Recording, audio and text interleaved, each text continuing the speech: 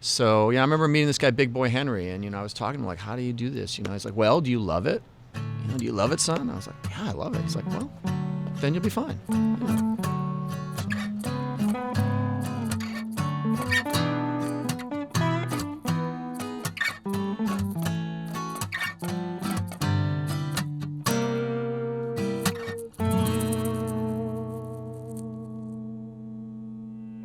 This one's called Don't Let Him Take Your Joy.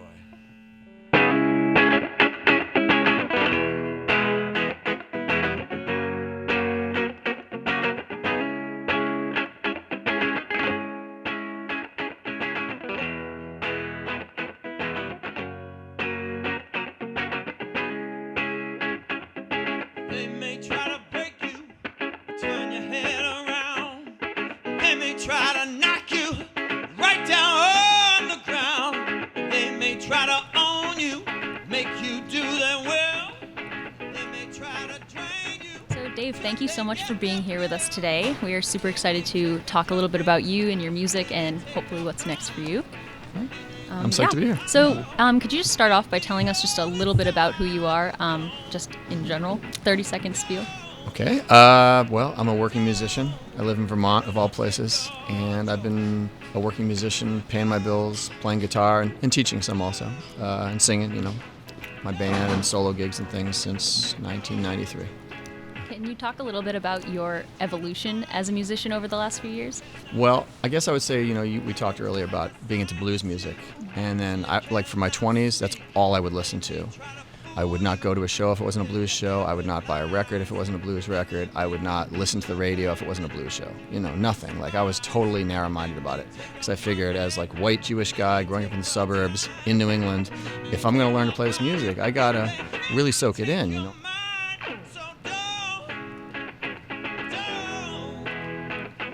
Eventually I ended up being an English major. I loved writing, just loved kind of expressing myself different ways. And then halfway through college, I got asked to join a band just because I owned an electric guitar and an amp. Not that I was any good. And we started playing punk covers, and we'd do punk versions of Madonna tunes and swing versions of punk tunes. And it was just a really fun band called Cup O' Pizza. When I got to college, I got into Hendrix big time, and I tried to figure out how to play his stuff, but I couldn't figure it out. I mean, it was way complicated, way evolved. So I started reading about him, and he was really into blues. So I started checking out his idols, people like Sonny Boy Williamson, Muddy Waters, Howlin' Wolf. Ronnie Earl was my guitar influence ever since I was 20. I saw him at a little club in Connecticut. It just really turned me on to the intensity of the blues and to what was possible. And he doesn't even sing. He's an instrumentalist, great guitar player, like Santana level guitar player.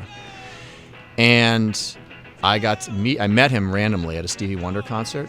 I walked into the place, Ronnie Earl was waiting for his wife to get back from the bathroom, and we connected, and I sent him a CD and a letter thanking him for being such an inspiration to me. And then a few days later, I got this call. I'm standing in my kitchen while my kids are playing in the backyard, and I'm making peanut butter and jelly sandwiches for them. And it's like, hey, this is Ronnie.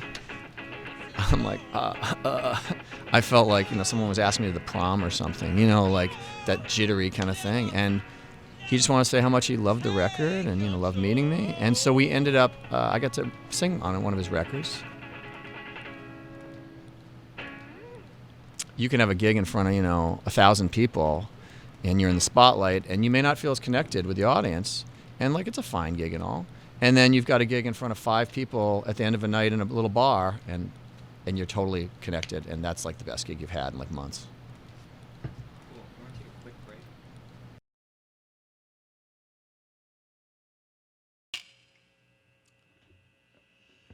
This one's called 17 Years.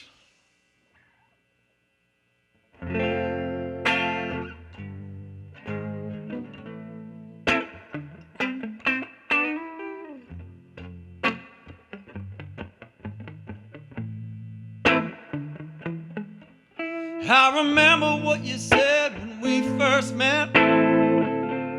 How much love could one girl get? That was 17 years ago, baby. An age-old story everybody tells. Starts out in heaven, winds up in hell.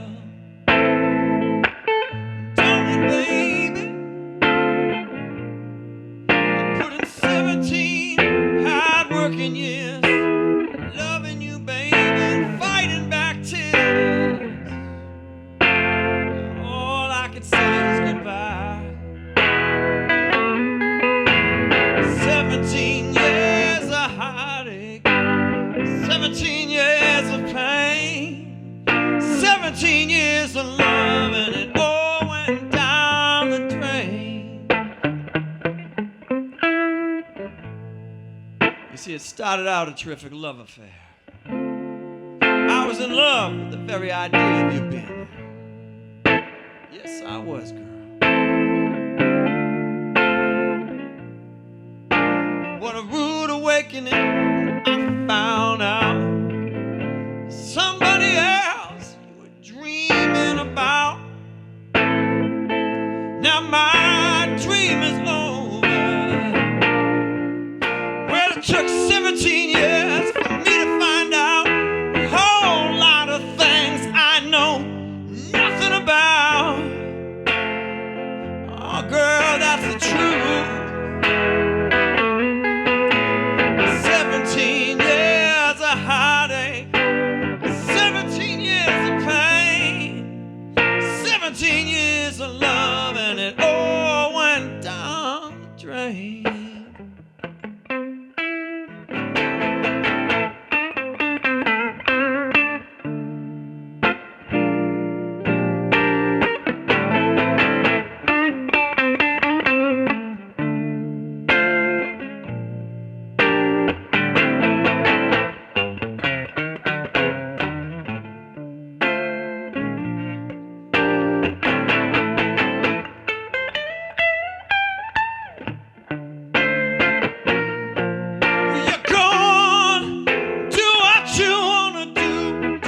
About Dave Keller, 'cause I'll make it through.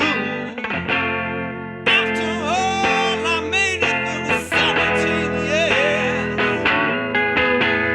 17 years of heartache, 17 years of pain, 17 years of love, and it all went down the drain. 17 years of heartache, 17 years of pain,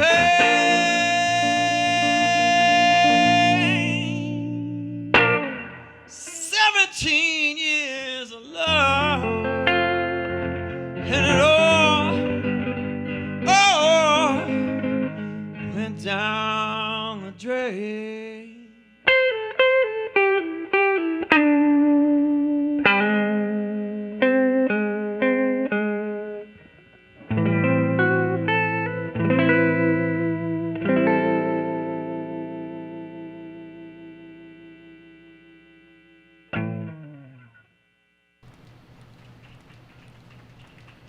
Thank you.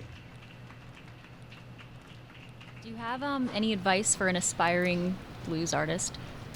Yeah, I would say the advice that was given to me, if you love it, just do it, and stick with it, like you guys are all young, but like I'm 52, and like only in the last like 5 to 10 years has my career really started to generate that.